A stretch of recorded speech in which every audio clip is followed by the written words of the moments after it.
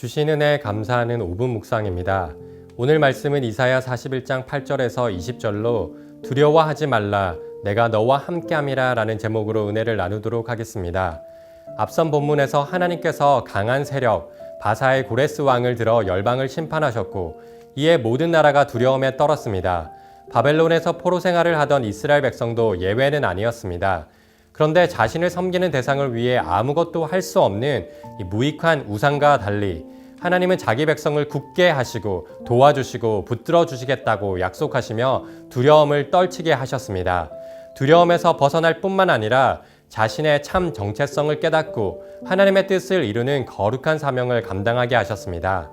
내용 관찰 첫 번째 질문입니다. 하나님께서는 이스라엘을 반복하여 무엇이라고 부르십니까? 8절과 9절 말씀을 보면 하나님은 이스라엘을 택한 자이고 나의 종이라고 부르십니다. 바벨론 포로 생활 가운데 이스라엘 백성을 힘들고 괴롭게 하였던 것은 하나님께서 자신을 버리셨는가라는 의심이었습니다. 그런데 하나님은 이스라엘을 택한 자이고 나의 종이라고 부르시며 결코 버린 것이 아님을 말씀하십니다.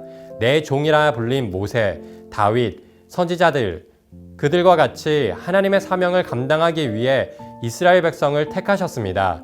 하나님은 어떤 분이시고 어떤 일을 행하셨는지 그 아름다운 덕을 선포하기 위해 제사장 나라, 거룩한 백성으로 부르신 것입니다. 그 거룩한 사명을 감당하기 위한 고난과 연단의 시간이 바벨론 포로 생활이었습니다. 두 번째 질문입니다. 하나님께서는 스스로를 이스라엘의 어떤 존재라고 지칭하십니까? 14절 말씀을 보면 이스라엘의 구속자이며 이스라엘의 거룩한 이로 말씀하십니다. 구속자라는 말은 이스라엘 백성을 애굽에서 건져내실 때 사용된 단어로 하나님께서 자기 백성을 바벨론 포로에서 또한 구원할 분이심을 알려줍니다. 또한 이스라엘의 거룩한 이는 이사야서에서 30회, 나머지 구약 성경에서 6회 사용될 만큼 이사야서의 핵심 표현입니다. 오늘 본문에서만 3차례 사용되었는데요. 이는 하나님이 이스라엘 백성과 맺고 있는 특별한 관계를 보여줍니다. 하나님은 비교할 대상이 없는 유일한 분이심을 나타내는 하나님의 속성이 바로 거룩하심입니다. 우상과 구별되는 스스로 계시는 여호와이시기에 거룩하며 그 살아계신 하나님이 이스라엘 백성과 인격적 관계를 맺고 계십니다. 너희를 애굽 땅에서 인도하여 낸 여호와라 내가 거룩하니 너희도 거룩할지어다 라고 말씀하신 것처럼 이스라엘 백성도 거룩이라는 특별한 목적과 사명을 위하여 부르심을 받았습니다. 연구와 묵상입니다.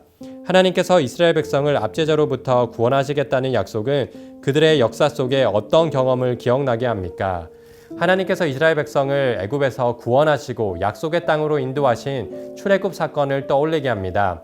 오늘 본문의 많은 부분이 하나님이 그들의 선조 아브라함과 야곱과 맺은 언약을 떠올리게 합니다. 또한 하나님께서 그들을 위해 친히 행하신 일, 또한 출애굽 사건을 기억나게 합니다. 17절에서 20절 말씀은 광야에 강을 내시고 샘이 나게 하셔서 물을 마시게 하신 구원의 사건을 떠올리게 합니다. 하나님께서 이스라엘 백성에게 행하신 놀라운 일을 보고 열방이 두려움에 떨었던 것처럼 이스라엘의 거룩한 이의 능력을 세상이 보며 오직 여호와만이 참 신임을 깨닫게 하셨습니다. 느낀 점입니다. 하나님께서 버러지 같은 존재를 얼마든지 새 타작기로 삼으실 수 있다는 점에서 무엇을 느낍니까? 14절은 이스라엘 백성을 버러지 같은 야곱이라고 표현하고 있는데요. 버러지는 곤충의 애벌레로 이전 성경은 지렁이로 번역하였습니다. 이는 이스라엘 백성을 업신여기고 조롱하는 의미가 아니라 그들의 연약함과 무능력함을 표현하는 것입니다. 또한 이들이 바벨론 포로 생활을 하며 버러지와 같은 대우와 취급을 받았음을 알려주는 것입니다. 그런데 하나님께서 그런 미약하고 하찮은 버러지와 같은 존재를 사용하셔서 새 타작기로 삼으셨습니다. 타작기는 추수한 곡식의 알곡과 쭉정이를 구별하기 위한 도구인데요. 하나님께서 이스라엘 백성을 들어 열방을 심판할 도구로 사용하시겠다는 뜻입니다. 하나님의 손에 들리면 아무리 형편없고 보잘것없는 도구도 구원의 역사를 이루는 데 부족함이 없습니다. 하나님은 능력의 유무에 따라 쓰시는 것이 아니라 거룩의 유무에 따라 사용하시기 때문입니다. 자기 자신이 아니라 우상이 아니라 하나님을 의지하는 자를 통해 하나님의 역사를 이루어 가십니다. 또한 하나님은 두려움의 유무에 따라 쓰시는 것이 아니라 순종의 유무에 따라 사용하십니다. 두려움 속에서도 하나님의 말씀을 순종하여 믿음으로 나아가면 홍해를 가르시고 산의 강을, 골짜기의 샘을 광야에 못이 되게 하시는 기적을 행하십니다. 말씀에 대한 우리의 결단과 적용입니다. 우리 자신이 누구인지 잃어버릴 때 우리는 두려움을 느끼게 됩니다. 하나님의 종, 택한 백성임을 기억하지 못하면 세상의 거짓에 속아 두려움에 빠지게 되는 것입니다. 따라서 두려움에서 벗어나는 첫 번째 방법은 우리 자신에 대한 바른 인식입니다. 우리의 정체성을 잃지 않고 또한 잃지 않는 것입니다. 우리는 하나님의 택한 백성입니다. 또한 하나님은 자기의 백성을 홀로 내버려 두지 않으시고 언제나 함께 계십니다.